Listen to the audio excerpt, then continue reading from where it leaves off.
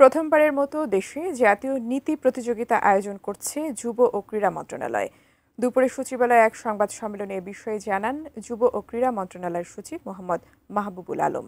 তিনি জানান, বাংলাদেশ 2.0 তারুণ্যের নেতৃত্বে আগামী পথে প্রতিপাদ্যে দেশের 9টি সরকারি এবং বেসরকারি বিশ্ববিদ্যালয় এবং ঢাকা মেডিকেল কলেজের শিক্ষার্থীরা এবারের প্রতিযোগিতায় অংশ নেবেন।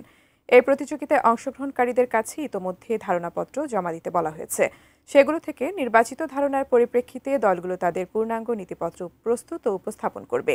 সচিব জানান, বিজয়ীদের পুরস্কৃত করার পাশাপাশি তাদের নীতি প্রস্তাবগুলো সরকারি পলিসি প্রণয়নের ক্ষেত্রে বিবেচনায় নেয়ার সুযোগ সৃষ্টি করা হবে।